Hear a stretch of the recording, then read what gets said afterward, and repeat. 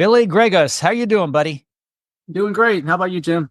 I am living the dream. Thank you so much for joining me today on the podcast. Before we begin, I love the name of your company, Integrity. How did you come up with the name Integrity?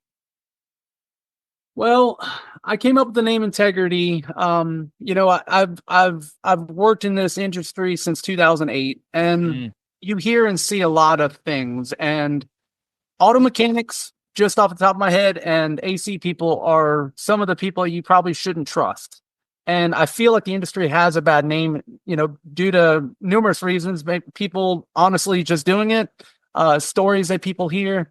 So what I wanted to do was create a company that customers could feel comfortable in relying on my expertise, on trusting me, basically. So the whole reason for it was to basically announce to the customer that we're a different company. We value relationships. We want to do the best work possible for you. So that's kind of where we came up with the name Integrity. it's a great name. Um, it's way better than Acme, right? Integrity tells the customer something about you right off the bat. And it's interesting you said something about people don't trust people in your industry and, auto mechanics and so forth. And that's why I started my company, CheckAPro, 20 years ago to check out contractors for the homeowner, because a lot of people who are, consumers, the homeowner, they automatically have a bad feeling about that home service provider. And the home service provider comes to their house, right? It's not like they're going to your office. So if you go to a doctor, a little different. If you go to a restaurant, it's different. But when someone comes into your home and you hear about these things on the news, 6 o'clock news every night, there's a roofer or an HVAC company that screwed over the customer. Beware, especially if you're elderly. So there is a bad feeling out there. And so I like the way you started with Integrity, because right away it smooths out the rough edges they may have. Absolutely. And that was the plan of it. And then also you can't just be named a company Integrity and And have not it have without putting the values in. And so I do everything on the back end also to make sure that we're supporting the name Integrity.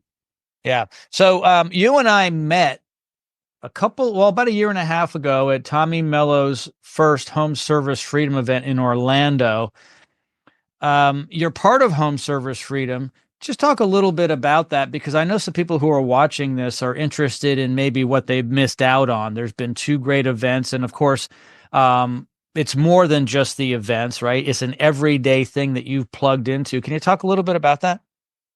Yeah. So just to give you a little a background, I found Tommy Mello in 2022 at an event called Service World. He did a speech. It was about an hour long, and it really connected with me. And his motivation, his drive, the way he presented things, the way he talked, everything kind of aligned with how I perceive myself. So I found a automatic liking to him. Like Tommy says, you either like me or you don't like me. You got two versions, and on my side, I really was connecting with Tommy whenever he did that speech, and so much so that it actually made me want to look at him more. So I looked up his history. I looked up what was A1. I looked up who did he talk to regularly, what are his goals. It did a whole kind of background check basically on him, and listened to all his podcasts, starting to understand the guy personally. And it's so weird when you know so much about a person, and we haven't spoke one word personally. But I really connected with them, and ended up going to his event in 2022, I believe it was. It was in Orlando. Met you as well, and had absolutely great speakers. Ishmael Valdez, Cristiano, just big names that I've heard about. I know how successful they are, and then they're talking on stage, and they're completely relatable. Kind of like Tommy. You can tell they all have a great connection. They talk, they have passion for this industry. They're looking to make it better, which I really, I'm really can be a part of, because I feel like I'm the same kind of way. So went to an event, super impressed with it. The food was great. the lessons I learned. I took, numerous action items back and implemented them, and continued to watch Tommy, and just love everything that he does. And I feel like he is genuine, and he really does it because he cares and he wants to help other people.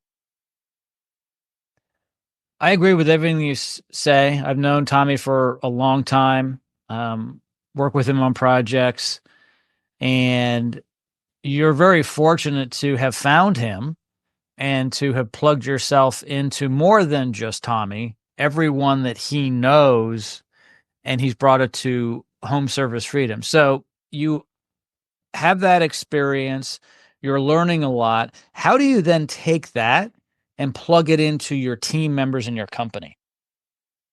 Well, I took so what I kind of do with conferences is I listen. I first think about what are my main problems I have in my business. I don't absorb everything. I sit there, and when I go to these events, I sit there and go, okay, let me look at 3 actionable items that I can actually do. I listen to the entire event. I take bits and pieces of what I feel would work for my company, because just because it works for one person doesn't mean it will work for the other person. And I try to limit myself to 3. Now, I write more than that. I'll write pages sometimes, but what I do is the top 3, I focus on that, and I wait at least 90 days until that's been implemented. I've talked with my team. They understand that this isn't going anywhere. A lot of times you go to a conference, you come back, you're all excited. You do something for 2 weeks, and then the people stop doing it, and you have no accountability. You don't follow up. So they kind of get used to that pattern. Tommy even has mentioned that before. And just break it to them in bite-sized pieces. I start with my admin. I explain what we're looking to do. I start giving them a taste for what they can expect in the future. I pull my technicians in, and I kind of tell them what I heard, what value I think it is, and I get their feedback, because if they give me their feedback, they're a part of that, which means that they're going to try to make it successful if they have feedback into it. That works very well. And then just making sure I'm holding them accountable, monitoring progress, getting numbers, whatever the case is. And then it works like that. That's been super successful for me.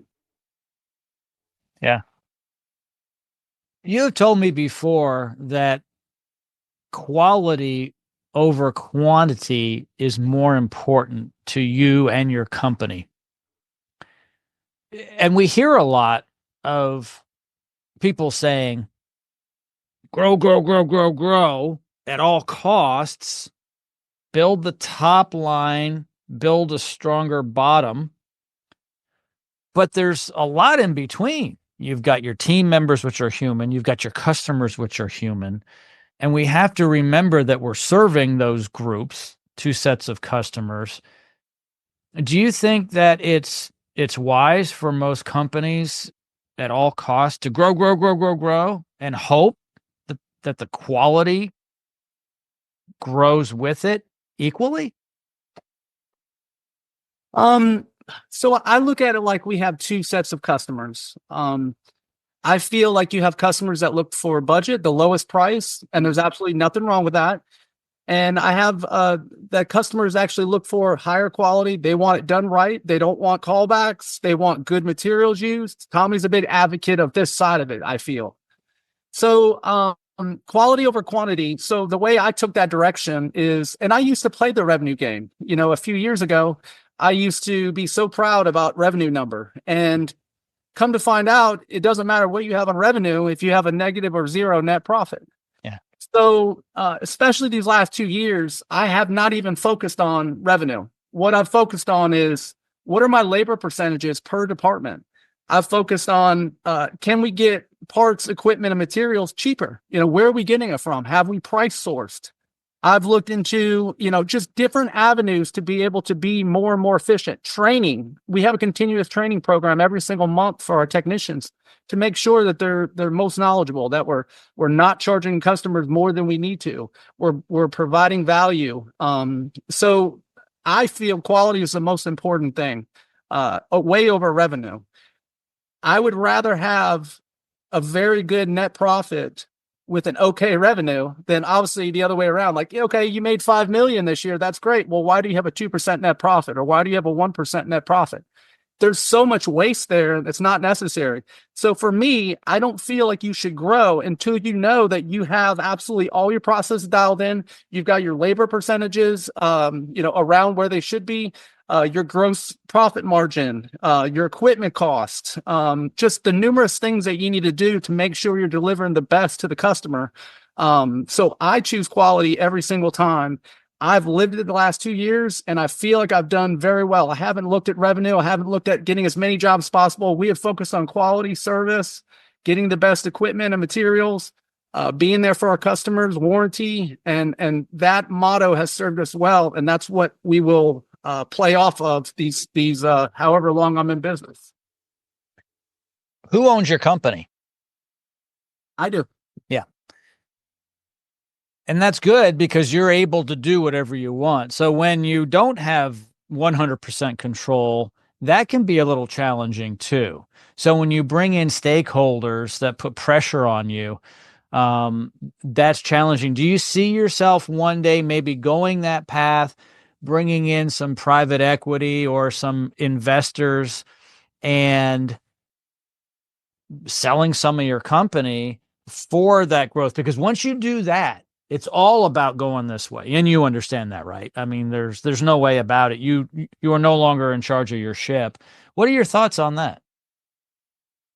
Well, I mean, I thought of it a lot. I'm still young. I'm 42. So I have a very big passion. I'm loving life every single day. I do what I love. I get to take care of customers. I get to work next to really, really good people, my technicians, my admin, and to see them grow and to see them being financially stable and to, when they have problems, to help them out.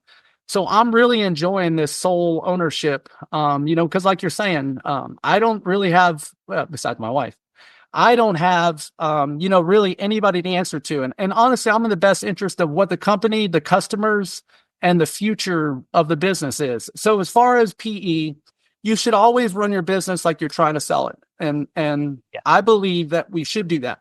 What am I going to do in the future? That's unknown. I'm going to be doing this for a long time. I'm going to be a part of this organization. I've literally just scratched the surface, and we've made so much improvements the last few years.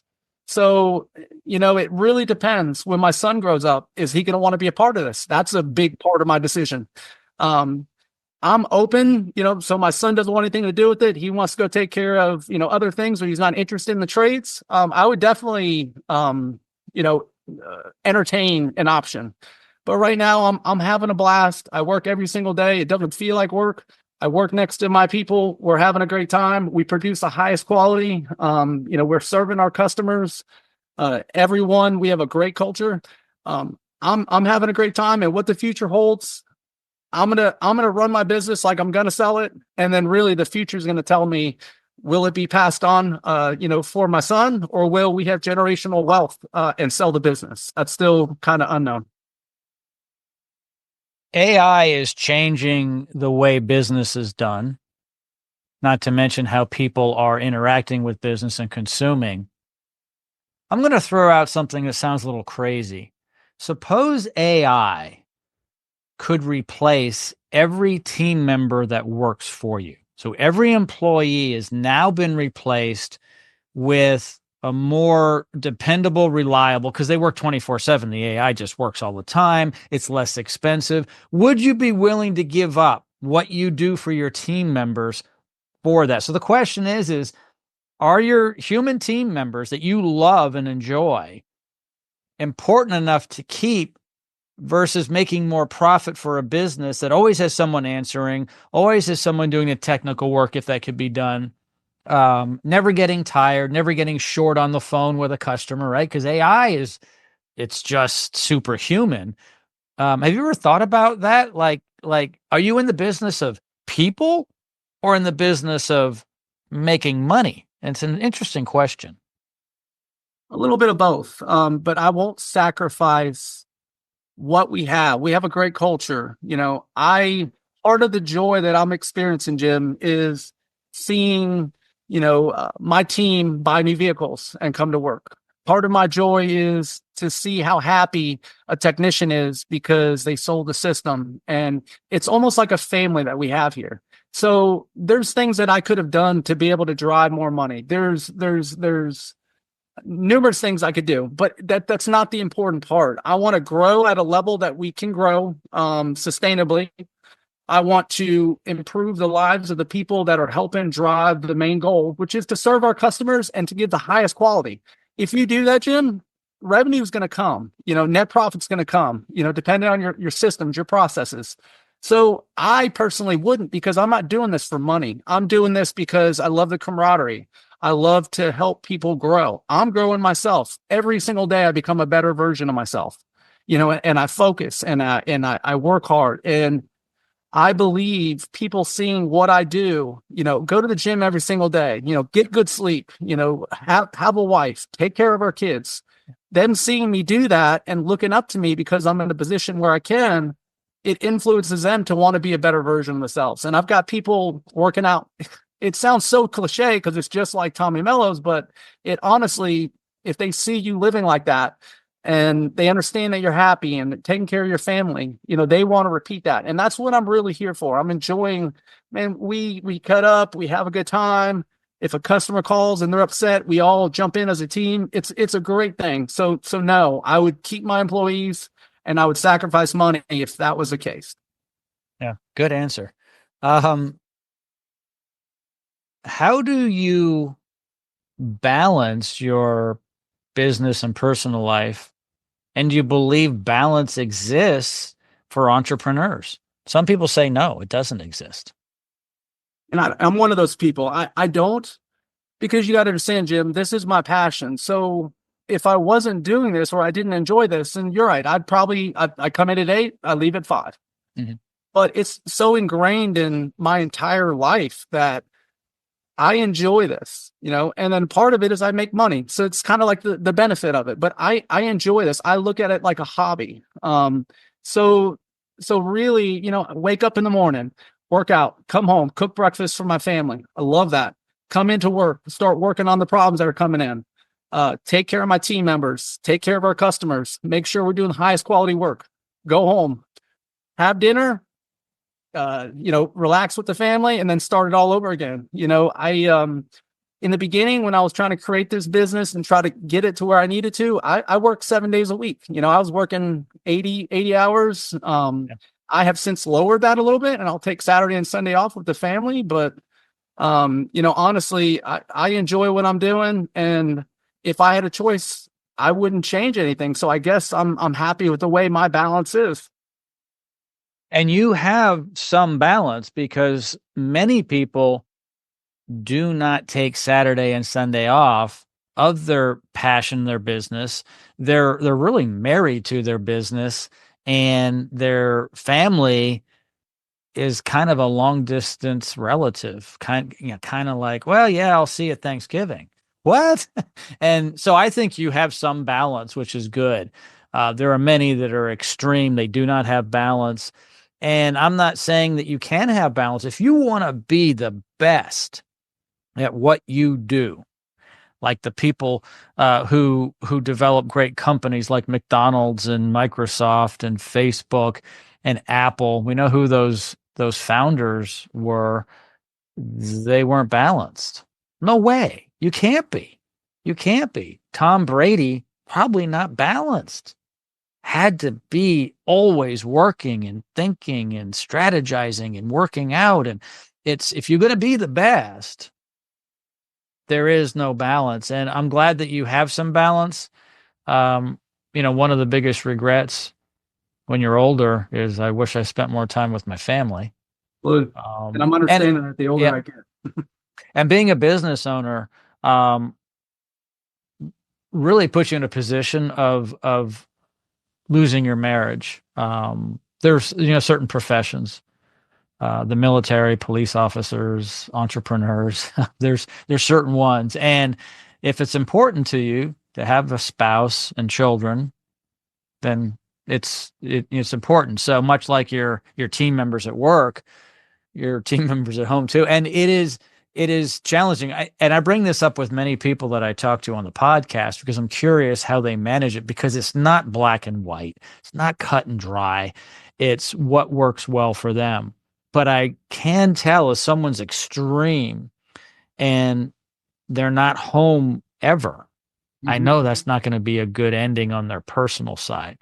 And that's is what it is. Some people are best off just working, the job. That's their mistress and their lover, and maybe they're married to it, and then the family is like, "Oh yeah, I've got a family." And then they'll justify it like this, "But I'm doing it for you. Mm-hmm. Daddy's earning the money for you." Look, kids don't need $10 million in profit a year, Dad. Right? So it's good. Balance is good. And it sounds like you do. If you're spending Saturdays and Sundays with the family for the most part, that's awesome. For the most part, I'll come in, I'll do some office work. I try to stay light. I try to dedicate Saturday and Sunday to my family. But it took me a long time to get there. I had that I didn't have balance, probably back in 2020. I'm trying to build this, I want good net profit. I want my team happy. I want customers to get the best experience. Just like you're saying, to be the best of the best, you have to be driven. You have to be obsessed. And I was, and I was able to sit there and look at what I was doing. Why am I taking 80, 90 hours to get this work done? And I'm still not caught up. I've learned to realize that you're never going to be caught up. You're never going to be in a position where like, okay, well, I'm in a good position. I have the bug where I like the best of the best. I like whenever I find something I want to excel at, I can get pretty obsessed with it. Jujitsu. I do jujitsu, and I was doing 6-7 days a week, on top of working out, on top of working a full-time job. And, my wife, she gave me the kind of nod, and I understood what she was talking about, because she'd make comments like, well, you're going to jujitsu again and things like that. So I've learned over the years, the older I get, the more I sit there and go, this is not going to happen again. My daughter's 13, my son's 2. You only get that once, and, Yeah, right. and whenever it's gone, just because you want it back doesn't mean that it's coming back. So I understand that. I want to be the best at what I do. I have obsession, but I've learned to throttle it appropriately. And what I have done to try to keep up with the workload is just be as efficient as possible. Stay focused. Don't be on my phone. All the things Tommy Mello has suggested, I work on to try to get as much done as possible, to be as efficient as possible. So when 5, 6, 7 o'clock comes, I can go home, spend time with my family, completely forget about work, because my job then is to make sure my family's taken care of, make sure they have all of my attention. And that has worked well. And I'm trying to improve more. I'm not always, sometimes things happen and I'll work 7 days. But for the most part, nowadays I'm about 55 hours, somewhere around there. I've got stuff to do at home with the family. I'm really working on that, because at the end of the day, if you want to be the best of the best, what you do, you have to be obsessed and you have to do it all the time. So I've throttled that back and go, I do want to be the best business owner, but I also want to be the best husband. I want to be the best, father to my kids. So why would I focus all my work on business to be the best of the best and possibly lose them? What am I going to have then? So it was an understanding, working 80, 90 hours and being away from home to sit there and go, this isn't worth it. I want to be the best, but I'm going to learn how to basically even out the scale to where I'm giving them the attention they deserve. And then I'm also taking care of business, growing, getting better, being more efficient. Yeah, because don't we also want to be the best husband and father too? And then when you throw that in, that really messes with us, right? We're like, oh gosh, now I'm feeling bad. Because I don't know about you. Well, actually, I do, because I can tell by the numbers. You got married before you had your business. You had a child before you had your business. I did too.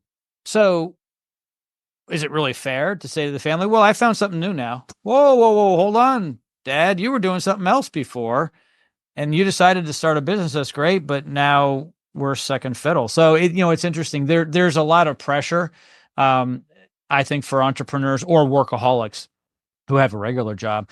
It's important, and I think it's hard to change gears. It really is. You're going. You've got ideas. You're hiring people, bringing on new, ideas and, marketing and advertising, and you have to buy new vehicles and you have new relationship with vendors and all this stuff. And you just can't turn it off. It's not that simple. Some people easier than others, but my mind always racing, always, always. When I was younger, and my kids were younger, I bring them to the office Saturday and Sunday and plop them down in front of the TV and, make popcorn for them while dad did work. I'd even bring them to work sometimes during the week if it was during the summer and stuff so they could understand business and so forth. They're both grown now. My youngest is 21. So now I actually can do things with less guilt because they're gone. Right. So remember, they're only there for a short period of time in those ages, and they need their dad. And I notice, because my daughter's starting to hit 13, she's starting to get to that teenager year where she's not as dependent. She's slowly starting to take her own responsibilities and her own dependability. So I'm seeing her kind of drift, and it needs to happen. She needs to grow into a woman. She can't always depend on parents. But then I have a 2-year-old son. And because of my daughter, and I'm seeing the transition, it really hits home to where it's like, I miss some of those moments with my daughter because I was in the beginning stages of wanting to be the best. And I don't know about for you, but when I started the business, I wanted to be the best of the best. And for me to do that, I've got to keep my head down. I've got to not focus on anything. I've almost got to be emotionless, Jim. So I would come home, of course, tired, get home at 9:00, started work at, 6 a.m., get home at 9:00, feel like I'm doing the right thing because I'm working for my family. They're already asleep. They're gone. So I noticed that I literally just took emotion out of the equation, and I had to do that to put in the long hours to do the hard things in life. So the older I get, the way I was able to start weighing it in is to sit there and go, is this fair for my wife? Is this fair for my kids?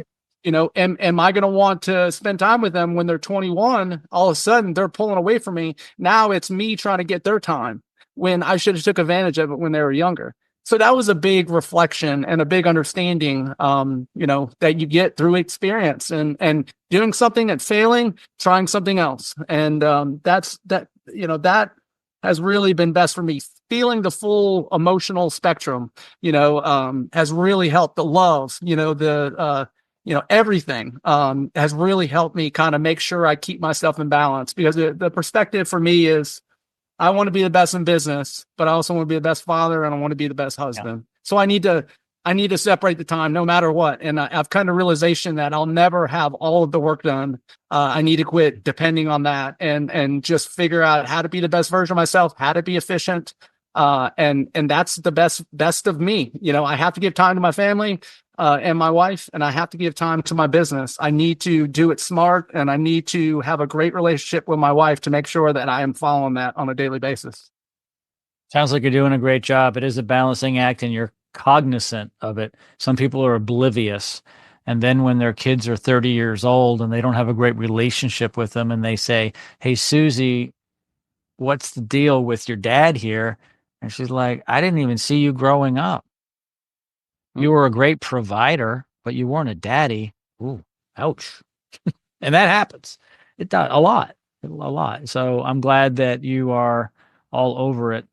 Billy, thank you so much for joining me today on the podcast. I'd like to have you back sometime. How does that sound? Sounds great. You let me know. I'll make it happen. I appreciate the opportunity and the time with you, Jim.